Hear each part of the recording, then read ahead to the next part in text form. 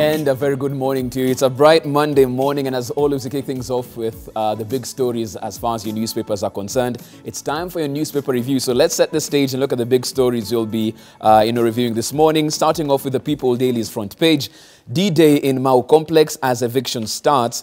It's a Tower of Babel as sharply polarized positions set those for eviction citing protection of key water tower and those against saying it will precipitate humanitarian crisis. That's a big story, and of course one that people are keenly following this week as it stands today right there. Front page of the Standard, Uhuru in new airport drama over Ruto ally. Presidential guards order photographers to delete images of Uhuru being received by his deputy, security chiefs, and Nandi Governor Stephen Sang at the Jomo Kenyatta International Airport. That's a story that they're leading with on the front page of the Standard right there. Front page of the Daily Nation, Treasury slept as tax defaulters got away. For 14 months, disputes over taxes have been piling up at the National Treasury, but the National Treasury delayed in appointing members to the Appeals Tribunal, creating a 283 billion shilling tax hole. That's the story that the Daily Nation has on its front page. On the Star's front page, how Kenya Airways lost 2 billion shillings in baggage fraud. As a result of incorrect billing, the airline lost about 2.2 billion shillings in 6 months. That's the story that they have right there on the front page of the Star. And finally, front page of the Business Daily, bank clients pay up 84 billion shillings fees in rate cap squeeze. Lenders invent commissions and service fees to net more revenue and beat legal controls in the cost of loans. Those are the stories we're waking up to this morning as far as our newspaper review is concerned. And my eminent panel is in place and good to go. I'm sure it's been quite an eventful weekend for them. Of course, I'll introduce them. Yes. Ben Mola, karibu sana. Asante Good sana. morning. Good morning. Nerema wako Siasa Place. Good morning once again. Good morning. And Mark Michati. Morning. How are you? As you can see, they always say, oh, ladies take a lot of time to get ready and be here on time. Nerima was the first one. Thank you. Just dispelling that myth right as you got out of the gate right there. She must have woken up. You know, Nerima and I have history, so Normally, Mark is first. So Right. I think he was even surprised to see me. He was like, and I was like, but normally. Okay. Today I put effort. Yes, a lot of effort, by the way. Thank you so much for making time. We'll start off with the front page of the People Daily, and right there, D-Day in Mau Complex as eviction starts. As you can see, two lines being set in the sand, one talking about protection of the water tower, another talking about the fact that if we evict these people and don't have a plan as to where they go and where we settle them, there's a humanitarian crisis in the offing right here. Nerima, let me start with you, because very many people looking at this and say that the Mau has become politicized. It's not about the environment, it's not about the water tower, it's not about catchment. This is a political play that we are witnessing right now. What's your take on this particular issue? Anything and everything to do with land in our country is politicized, just because of the very fact of how our country began when it came issues on land ownership. I think that water is an issue globally. We've seen it in South Africa with the struggling that they've been having, Joburg and Cape Town when it comes to rationing. And it's also an issue in our cities where even in Nairobi right now when we talk about tapped water or access to tapped water, most of us don't have running water. So we do have to think about the future in that aspect. Right. Mau, or the Mau area for now, it does look political in the essence that we do not take conservation as seriously as we should be. Right. We saw the other day Ethiopia planting up to billions of trees, and we've even seen it in India where in New Delhi you cannot even build land or infrastructure if a tree is in the middle of a road. Right. For us here, we are actually demolishing and getting rid of all our forestation. If we look at even Nairobi at the moment, you can hardly see trees. Right. So that's where I see there's a disconnect.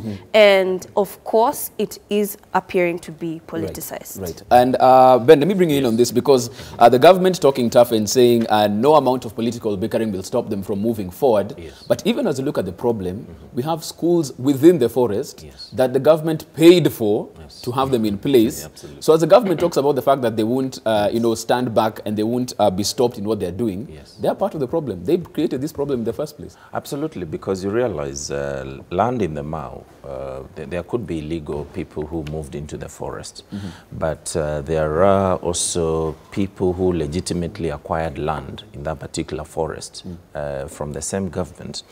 Yesterday I was watching a clip by the former president, Moi, which I felt was really in bad taste. In the sense that, and that was back in the late 90s, just before he left office. And it was like, well, the whole country is cutting down trees. So why are you talking about us just around Mau? Why is it only about Mau? Which was very unfortunate coming from the president, because he owns a lot of land in that particular complex to begin with.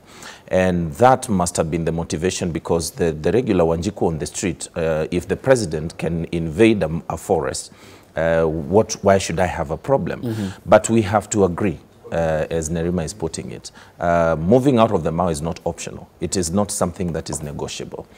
We have to agree to do the right thing. It is a painful process. It has been overdue for a very long time. You remember even it pitted the former Prime Minister that time against the then Agriculture Minister William Ruto and leaders from the Rift Valley. And one of the key things they also need, I listened to one of the local areas MPs, Nelson Koech, using very unpalatable language against the CS environment. Leaders are supposed to be to provide leadership and guidance to the population. Since this conversation has been ongoing, they have never bothered actually to go even discuss with the people in the complex about why they need to move. Where they are going to move to, we need to agree that these people didn't fall from the sky. Where did they come from to start with? We need now to start working backwards. But this, the conservation of Mau is not optional. It must go on because, as it is evident, actually there is a lot of desertification which is already affecting even the Mara, the Mara parts of Nyanza, parts of Western, because the complex actually is the source, is a water tower for very many areas. So it is not optional. Right. And eventually it will even affect the water volumes that we are taking to the Lake Victoria. Right. Yes. And as we say that, and we say that it's not optional because we need to protect our water sources, there are individuals who've been in this particular area who are saying, hold up, before you come and evict me, I have a title deed. I bought and I got this, and this should stand for something, surely. So, and I mean, there are promises that were made even as the campaigns were being done, Bwana Mark, and I'm sure you can remember that we shall respect the validity of the title deeds, how we'll do the resettlement will be, properly done. Yet here we are, people saying, I have the title deed, and you guys want me to leave, my children to leave school. What's going on, Mark? First, I think this thing of saying that we're evicting people from the Mau is a wrong statement. We are reclaiming the Mau. Right. That's a right statement. Absolutely. There was a forest there before you came there. You know, eviction happens when you existed before the forest. Right. So the term being used is misleading. Right. You understand? Because there was forest there before you showed up. So we are just simply reclaiming the forest. Right. And number two, I don't understand how in Nairobi we can possess lands left, right, and center when we are building roads, but somehow at the Mau, the mathematics of buying back land escapes our minds. Right. I do not understand how that works. Number two, I am sick and tired of people who are in parliament today bickering over 10 billion to take to the counties, and then they did not have the presence of mind when they were passing the same budget to dedicate resources to the reclaiming of the Mau. What do you want? You are a senator, you are an MP. Why are you standing on the streets complaining when it really mattered, when the paper was on your desk, you didn't think about it? These people suddenly appear in the Mau that now we are surprised. And this is the kind of nonsense that we tolerate from our politicians, that you create a problem, you incubate it, now it's a full-grown baby, and now you want to act like it is a surprise to you. Number two, this idea of saying that, why are we leaving certain communities that have been there all along and removing those ones who are agrarian in what they do? Let's be serious.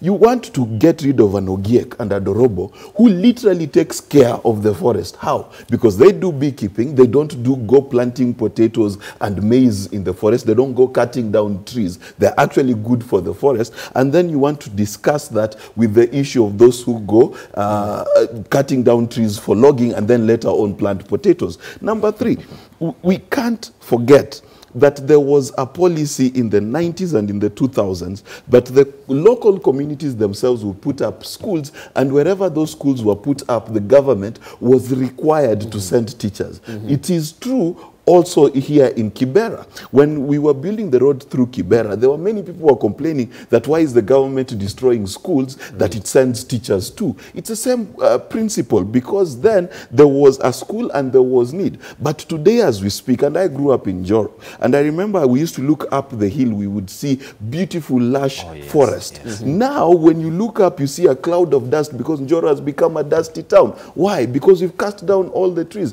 So the question we should all be asking ourselves is very simple.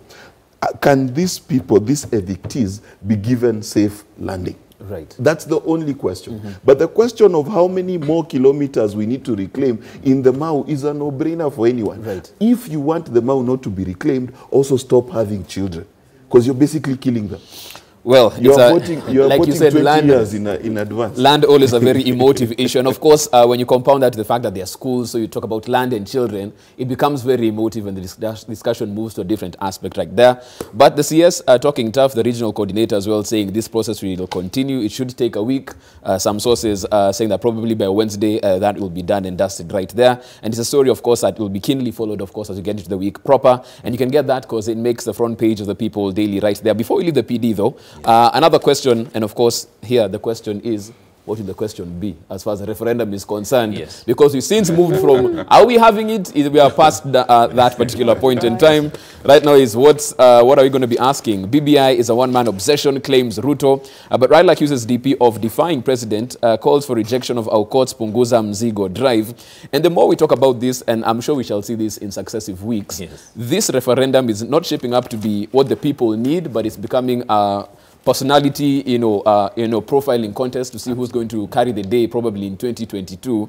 Mark, here we are yet again talking about this because every single weekend rallies happen, campaigns happen, and this has to come up.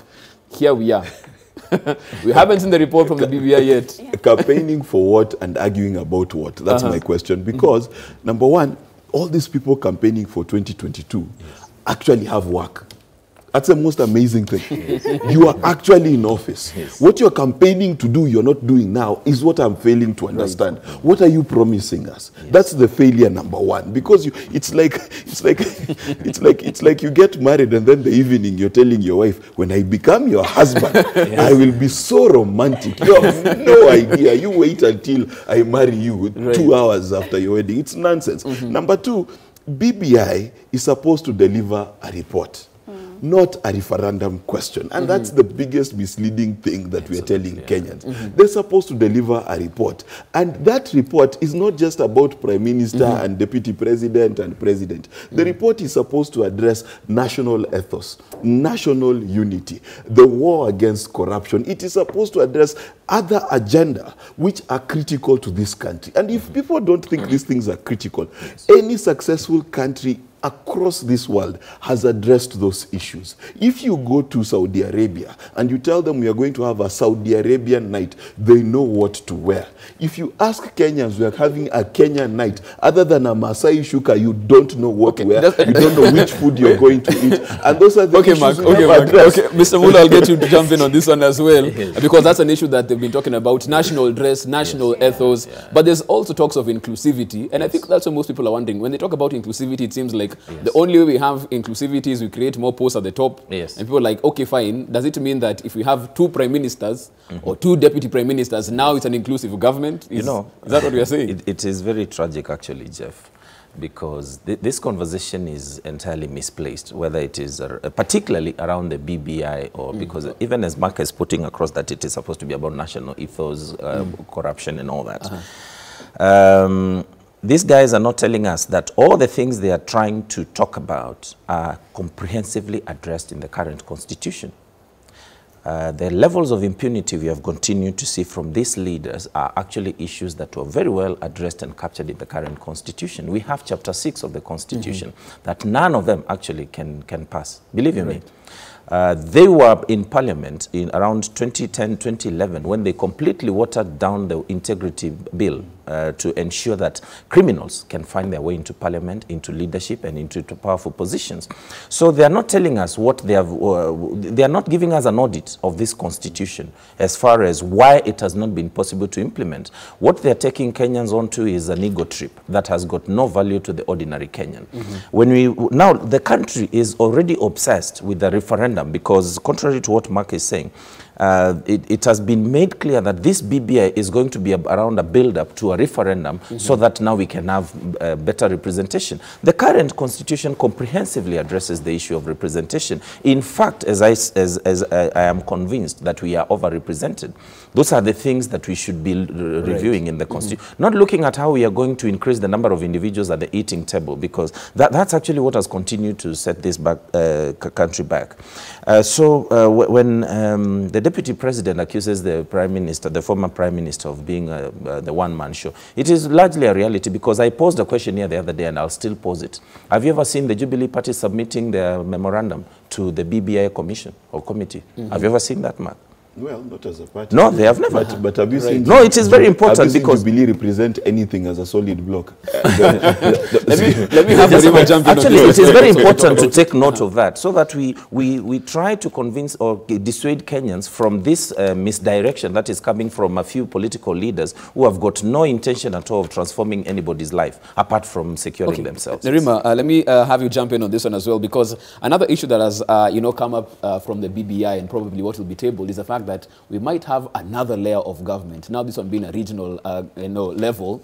And the question is, since we are trying to get to terms with how this county government, national government works, is the solution getting a regional tier now to be the solution as to the big problem that we have right now? Yeah. And that's actually worrying, because right now, even the counties and the national are not even coming together when we talk about the revenue bill. And it's a concern, because the work that we do with youth, a lot of them don't quite understand what the regional blocks mean. And they're excited about it because of what politicians are saying, and not, frankly, trying to understand that it's actually more grueling for the people. And I always say that if you see politicians combined in one thing, where they're so energetic toward it, we should be concerned. Absolutely. Because it has nothing to do with us. We should tell them, stop.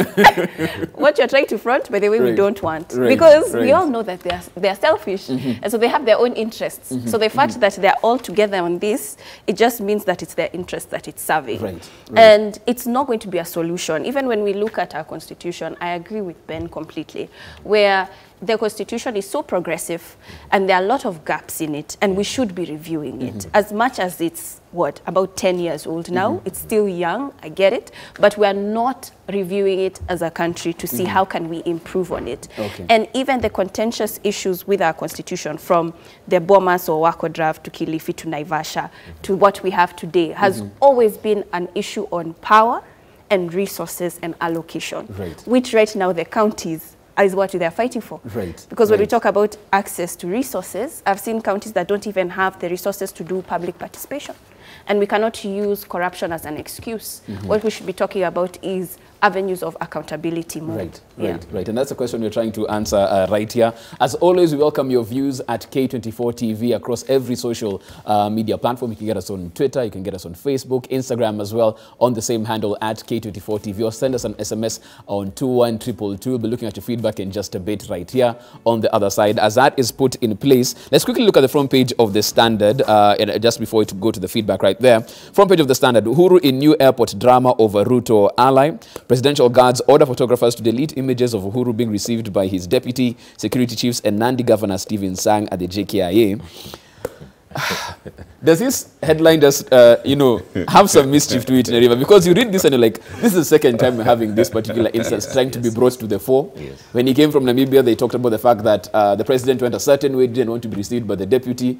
Are we looking for a bit of political drama from the Standard? It's so dramatic. I find it so dramatic. And I think it was maybe 2 weeks ago, Maki and I were going back and forth. And sometimes I just think when you make it seem as big as it is and an issue of it, I think people start to identify with the mouse. Honestly, when the elephant is constantly bullying the mouse, people start to identify with the mouse. And I think that a lot of times the fact that it's just the Standard reporting it, it goes back to who owns the Standard. Wow. Okay. Actually, good questions thrown right there. My story is a bit different. Is if your parents eating dinner together makes news in the family, then you know the marriage is in trouble. That's all I'm That's all you're saying on this one. That's all that's the she wrote. second time Mark has said on that. That's all she wrote. That's all she wrote. But Ben, it seems like when our parents have dinner, Yes. there's a cause for us to be happy, and it should be normal. Yeah, but in this case, actually, that is not what is happening. Right. But I think this points out to something deeply inherent in what is happening within the Jubilee Party. As I stated a few weeks ago, Jubilee Party no longer exists, and it is all hammer and tongs at each other. It is a good thing, actually, in my view, that these things are coming to the fore. Otherwise, they would easily have been. Perhaps they could have even deleted this story from the newspaper. Those guards who are ordering that, They could have taken it a step further. They could have also deleted it from the newspaper. So, in my view, I want to use the words of the Deputy President. Hii mambo ni kujipanga, my friend. Sawa. We shall hold it on that particular point of kujipanga. It is time anze kujipanga. We have some feedback as well coming in, and please, as you tweet us, you can get us at K24 TV. Tell us what you're feeling about the big stories of the day as you wake up. As you can see, Mau front and center as far as the PD is concerned. We're also looking at Uhuru in New Airport drama over Ruto ally. Is it dramatics being created by the media, or is it something happening on the ground? We have Mbuvi on the side to tell us what people are feeling on the big stories coming up. All right, first of all, let's check our our SMS feed. That is 21222. And this is what a viewer is saying. Good morning, Alfajiri, the best morning show. No matter how hard life is, Alfajiri hunipatia Yahoo smile. I guess now you mean K24 this morning.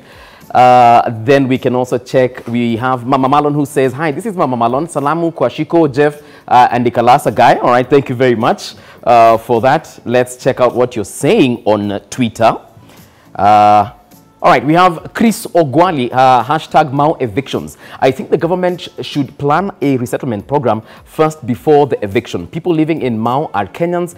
Where will they go to the moon? That is a question that he's asking. Thank you very much, Chris, for that particular text. We also have let me see, Frank Musyoki, who says, hashtag my evictions. The politicians politicizing this issue of Mau should be ashamed of themselves. If the owner of a property that was stolen demands their property back, you just leave without drama. Hashtag Mau eviction. Thank you very much, Frank Musyoki. We also have Samuel Oruto, who says, the whole country will not suffer because of few people. We'd rather disappoint the few evictees of Mau Forest, but make many people happy by restoring ecosystem. All right, Samuel, thank you for that feedback. We also have Okoth Kelvin, who says, will Punguza Mzigo benefit many? That should be our main question here. All right. Hashtag referendum debate. Then we have Few Morgan, quite an interesting name. Hashtag referendum debate. I don't support the BBI and Punguza Mzigo thing, not addressing the real issue, but relatively Punguza Mzigo. Let them talk about land injustice, fair and affordable education. That's a very valid point, Mr. Few Morgan. And then last but not least, we have Monica Nganga, hashtag referendum debate.